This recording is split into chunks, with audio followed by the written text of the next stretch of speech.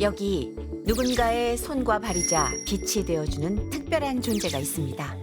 바로 안내견인데요. 어둠을 밝히는 등불처럼 시각장애인들의 곁에서 함께 걸으며 유일한 안식처가 되어주는 안내견들의 이야기 들어보실래요?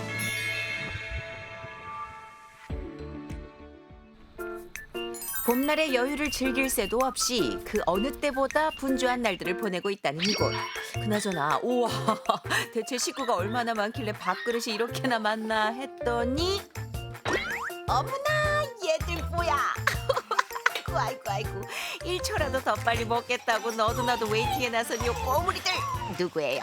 이 친구들 지금 52일차 된 친구들이고요. 예. 미래 안내견이 될 후보생들이에요. 이곳 안내견 학교에서 태어나 장차 안내견의 길을 걷게 될 자랑스러운 안내견 꿈나무들이랍니다. 나무 첫째고요. 여자 친구예요. 나들이. 나들이 네, 블랙. 한 배에서 태어나 니은자 돌림의 이름을 선물 받았다는 요 육남매는요. 옳지. 이제 막 엄마 젖을 떼고 이유식을 시작했다는데요. 안내견 후보생들 중 선택된 모견과 부견에게서 태어난 요 친구들이 20여 개월간의 훈련을 거쳐 안내견으로 최종 선발이 된답니다. 근데 지금은 마냥 철부지 같아요. 아우 호기심이 얼마나 넘치는지. 어이구 어떻게 이 제작진 운동화 끈에 꽂혔나 봐요 또. 어? 여기 하루 종일 있으면 그래도 관심이 덜하겠죠? 아마 하루 종일 물어뜯을 거예요. 이야 호기심이 하늘을 찌르는 개린이들이 무려 6이나 작정을 하고 달려드니 아이고 운동화가 멀쩡할 리가 있나요? 이 와중에 쪼르르 문틈에 붙어있는 요 아이는 또 왜 이렇게 귀엽니? 아우 혼도 못 내겠어 진짜. 한편 얘들아 나가자. 육남매와 함께 외출 준비를 서두르는 훈련사. 이동장까지 챙기는 걸 보니 어디 멀리 가시나 봐요. 네, 오늘 세계 안내견의 날이어가지고요. 기념 촬영을 좀 진행하려고 합니다. 아, 매년 4월 마지막 주 수요일은 세계 안내견 협회에서 지정한 안내견의 날이랍니다. 안내견에 대한 인식 개선을 위해 만들어진 기념일인 만큼 오늘 우리 육남매도 기념 사진을 찍기로 한 건데요. 아, 근데 이거 협조가 쉽지 않을 거란 예상 그대로 어떻게 기껏 준비한 소품을 물고 뜯고 맛보고 즐기고 아주 난리가 났네.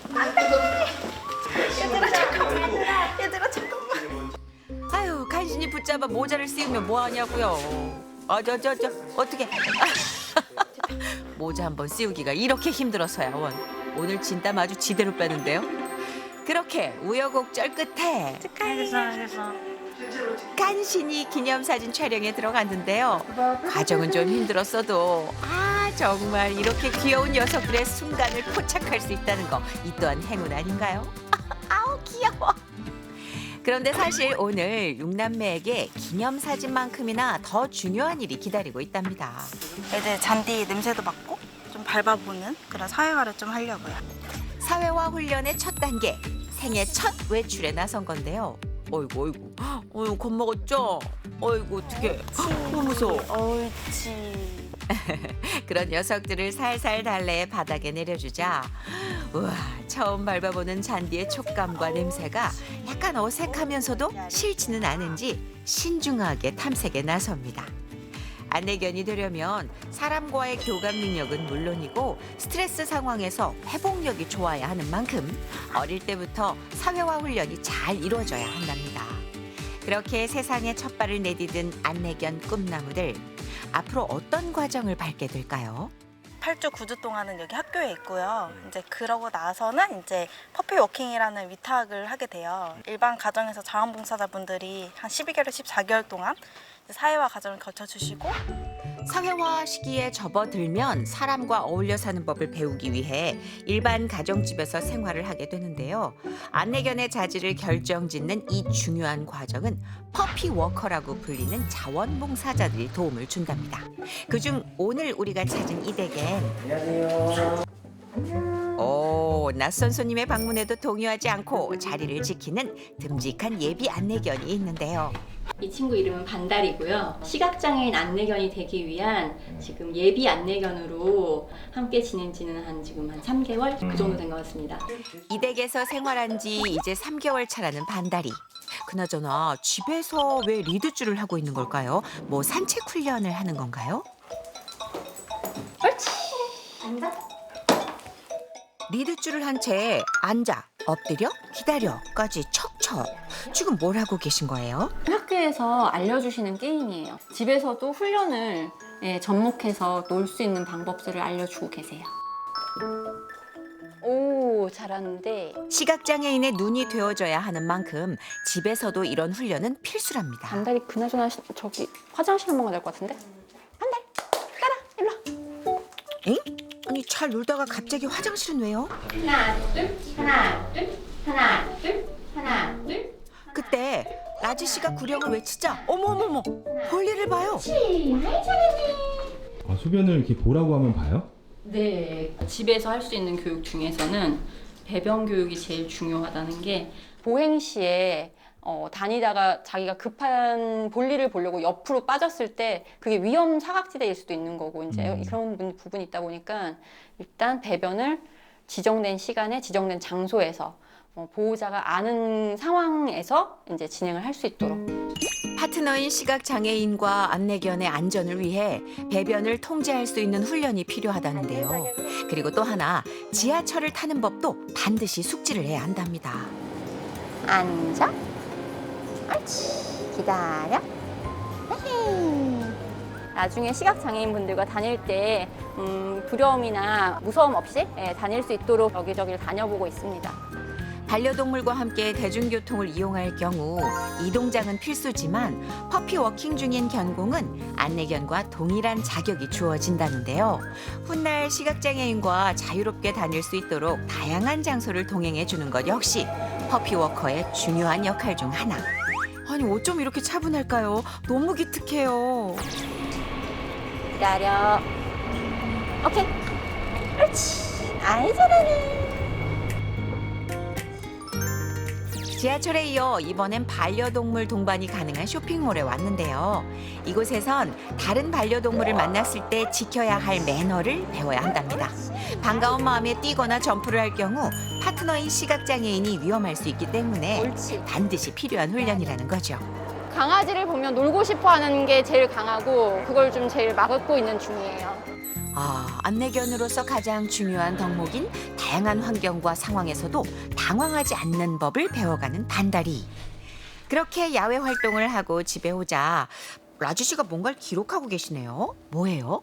제가 어디를 갔다 왔고 무엇을 했고 그리고 반달에게 어떤 일이 있었는지에 대해서 좀 적어놓는 리포트예요. 그래서 뭐 사람이 많고 복잡한 곳에 갔을 때 반응은 어땠는지 이런 것들을 체크하는 게 있어요. 진짜 많이 다니시는구나. 그러니까 일종의 반달이 생활 기록부 같은 거네요. 단순히 보살피는 차원이 아닌 안내견으로서의 자질과 가능성을 끊임없이 확인해야 하는 이 과정이 결코 쉽지 않아 보입니다. 그런데 라지 씨는 이 역할을 꽤 오래전부터 해오고 계시대요. 저는 지금 5번째입니다. 5번째. 네. 우와, 5번째요? 진짜 대단하시다. 얘가 지구예요. 첫째. 네. 무려 5마리의 강아지를 의젓한 안내견 준비생으로 만드는 사이 초등학생이었던 딸 서윤인 어느덧 중학생이 됐답니다. 그렇게 한 녀석과 1년을 지내고 나면 이제 거의 한 달 전쯤 해서 이제 학교에서 연락이 오기 시작해요.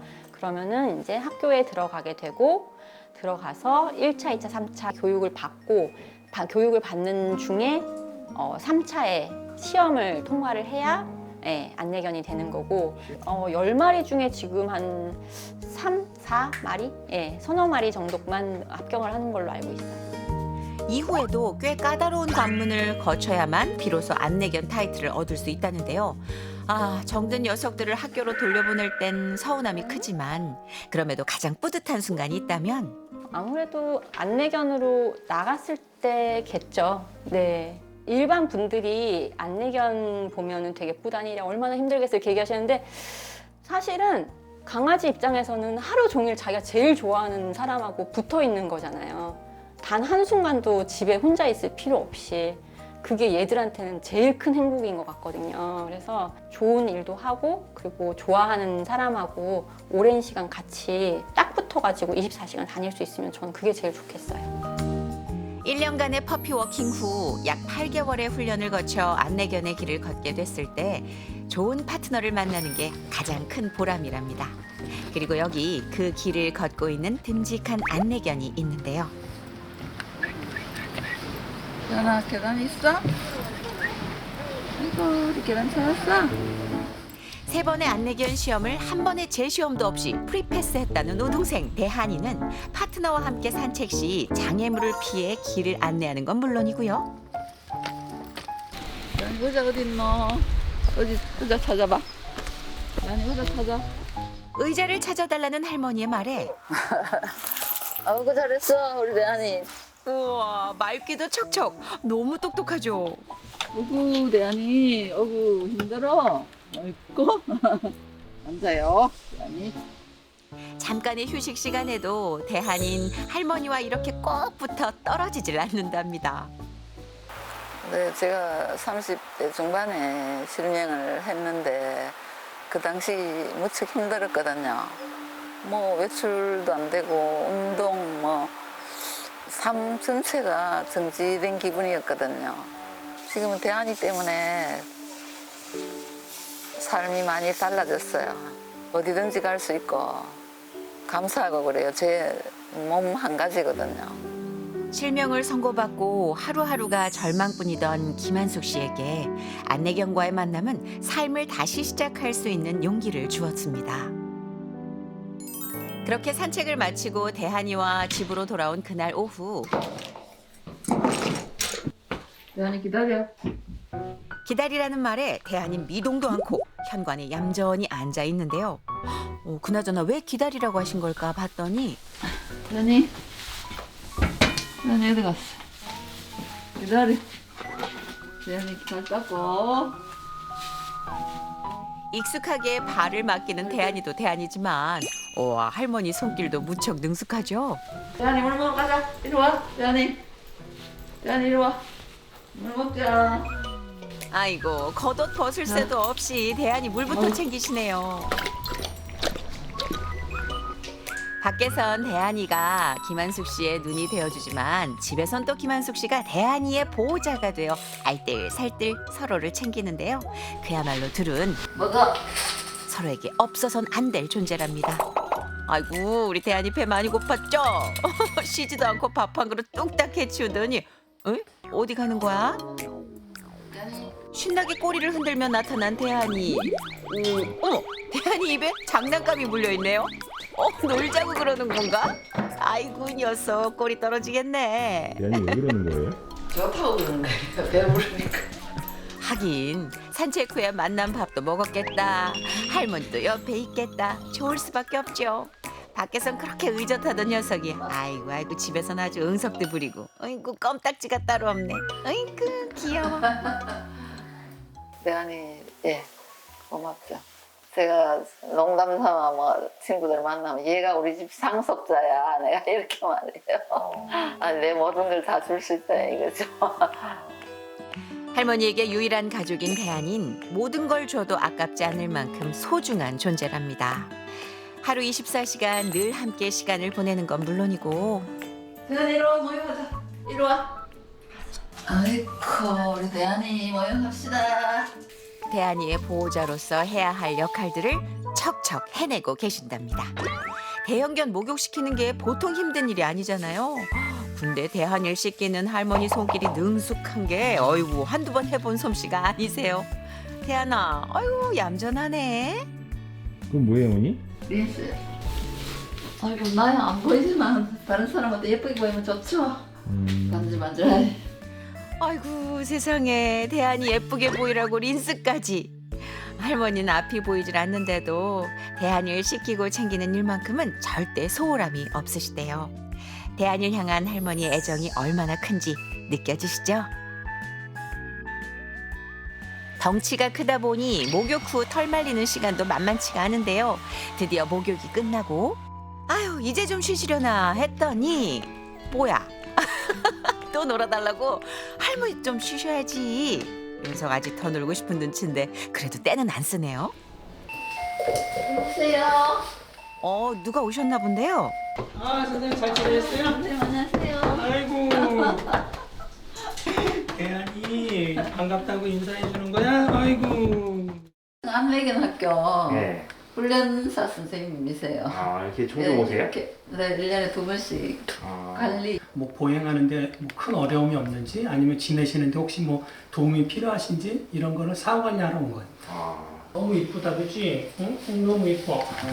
안내견과 파트너 사이에 어려움은 없는지 확인도 하고 할머니가 직접 하기 어려운 부분을 돕기 위해 1년에 2차례 방문을 해주신대요. 지금 현재 대한이랑 3번째 지내고 계시거든요. 경험도 많으시고요. 제가 보기엔 너무 관리 잘해주신 너무 좋은, 너무 훌륭하신 파트너신 것 같아요. 지금 좋으시겠어요, 어머니? 아, 대한이가 3번째 안내견이구나. 안내견을 처음 만났을 땐 안내자 없이 걸을 수 있다 하는 게 좀 신기하기도 하고 걔를 믿을 수 있을까 이런 생각도 들었는데 차츰 먼저 믿음이 가기 시작했어요. 할머니의 기억 속에 가장 특별하게 남아있는 안내견은 바로 세롬인데요. 세롬이하고 제일 많이 보냈던 것 같아요, 시간. 여행도 뭐 가고 뭐 태종도도 가고요. 부산. 네, 강원도도 갔다 오고요. 너무 감사하죠. 어떤 아니 앞도 못 보는 사람 뭐 케어해서 안 보이지만은 느낌은 있거든요. 세상 다 얻은 것 같은 거.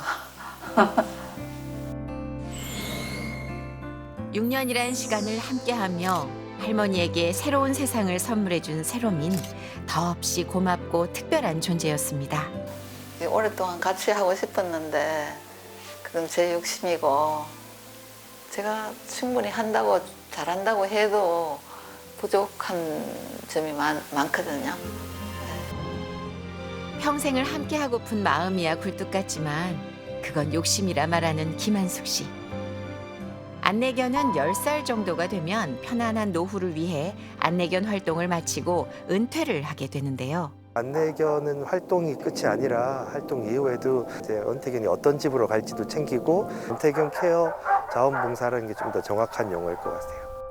은퇴 후 남은 여생은 여느 반려견처럼 일반 가정에서 편안한 노후를 보낼 수 있도록 은퇴 안내견의 입양을 원하는 자원봉사자 가정으로 입양이 된답니다. 상상해 보신 적은 있어요? 그럼요. 맨날 상상하죠. 그 검은 점이 요리 박혀 있는데 예쁘다 하더라고. 보고 싶죠. 태어날 때부터 한쪽 귀 끝에 검은 점이 있었다는 세롬인 많은 이들의 도움으로 안내견이 됐고 운명처럼 김한숙 씨를 만나 오랜 시간 김한숙 씨의 눈이 되어주었습니다. 김한숙 씨의 삶에 빛이 되어준 세롬인 지금 어떻게 지내고 있을까요? 은퇴 후 새로운 가족을 만났다는 세롬이를 만나보기로 했는데요. 우와, 뭘까요? 이 심상찮은 분위긴? 굳게 닫힌 문과 삼엄한 경비. 어머, 대체 여기가 어디길래 이렇게 철저한 보안 검색이 이루어지는 걸까요? 오랜 시간 확인을 거친 후에야 드디어 문이 열리고 출입이 허락됐습니다. 와, 이게 왜 제가 떨리죠? 삼엄한 경계를 뚫고 들어서자 엄청나게 멋진 정원이 펼쳐집니다. 유유히 일광욕 중인 경공들 사이 눈에 띄는 한 녀석. 잠깐만요. 귀 옆에 검은 점. 얘다. 세롬이 맞죠? 자, 그때 낯익은 목소리와 함께 밖으로 나오는 이분. 같이 가자. 이리 와. 마리. 잠시만요. 되게 낯익은. 어머나! 이분은 윤석열 대통령이시잖아요. 들어와. 세롬이가 반갑게 달려본 곳은 김건희 여사까지. 우와, 그러면 세롬이의 새 가족이 이 두 분인 거예요? 아, 그러고 보니 이곳은 대통령 내외가 살고 있는 대통령 관저네요. 안녕하세요. 예. 세롬이 아빠, 그리고 우리 마리, 써니 아빠, 토리 아빠, 윤석열입니다. 네, 저는 아이들의 엄마 김건희입니다. 아, 그러니까 이 두 분이 은퇴한 안내견 세롬이의 가족이라는 건데요. 대통령의 11번째 퍼스트독이 된 세롬이 대체 어떤 사연이 있는 걸까요?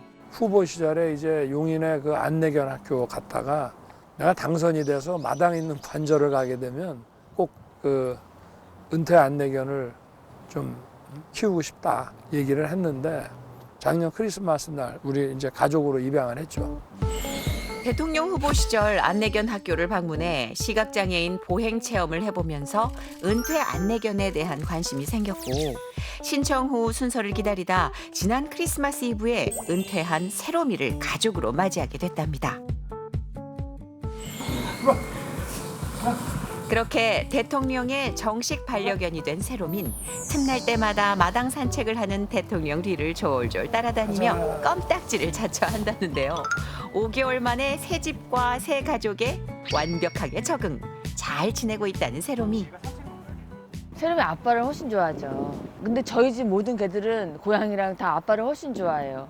그러니까 이 사람은 주로 훈련을 시키려고 그러고 간식을 줄 때도 뭐 오른발, 왼발, 엎드려 이러면서 주는데 간식을 딱 들고서 계속 안 주면서 훈련을 시키잖아? 그럼 강아지가 나한테 달려와. 그냥 달라 이거. 게다가 쉬는 날엔 이렇게 직접 간식을 만들어 주신다니. 아유, 내가 먹어도 맛있겠다. 이야, 진짜 좋아할 수밖에 없겠네요. 아니, 아유, 사람이 천천히 먹어. 그야말로 사랑을 듬뿍 받으며 지내고 있는 세롬이. 한동아 누워. 그렇지. 반려견과 함께 지내는 모습은 여느 평범한 가정과 별반 다르지 않은데요. 그런데 어쩌다 이렇게 많은 반려견을 키우게 된 걸까요? 글쎄, 뭐 어떤 특별한 이유라기보다 그건 사실 제가 말씀드려야 되는데 저희는 이제 아이를 가졌다가 아이를 잃게 되고 굉장히 심리적으로 힘들어하셨는데 유기견을 제가 입양을 계속 해왔더니 이제 아빠가 너무 좋아하는 거예요. 그 아이들을 너무 좋아하고 이제 오면은 그 아이들 밥 해줄 생각에 기뻐가지고 잠시 그 고통을 잊으시더라고요. 그래서 사실은 다 임시보호에 이제 그런 역할로 있었는데 아빠가 하루 지나가서는 안 되겠다, 얘 키워야 되겠다. 그 아이들을 못 봐요. 보면은 자꾸만 다 데려오고 싶어 하시는 욕심 때문에 그래서 아빠 때문에 자꾸 이렇게 늘어나게 된 거예요. 유기견 보호소에서 안락사 직전에 구조된 날에부터 교통사고로 무려 17번의 수술을 받아야 했던 토리. 그리고 은퇴 안내견 세롬이까지. 저마다 각각의 사연을 가진 녀석들이 입양 후 한 가족이 된 건데요. 반려견이 주는 행복감과 위로가 큰 힘이 된답니다. 특수 목적으로 이렇게 봉사하는 그런 강아지들이 많이 있는데 국가와 사회를 위해서 봉사를 했기 때문에 치료를 받게 될 때 일정 부분은 우리 국가와 사회에서 부담을 해주는 게 맞는 것 같습니다. 그래야 또 입양을 하고 함께 또 동행하기가 쉬우니까 윤기 내에 뭔가 정책이 네. 나올까요? 한번 노력해 보겠습니다. 사지 마시고 입양하세요. 누군가의 어둠을 환하게 밝혀주는 안내견. 그리고 우리 곁에 수많은 특수 목적견들. 이들이 보다 건강하고 행복한 삶을 살 수 있도록 더 많은 관심과 노력이 전해지길 진심으로 바랍니다.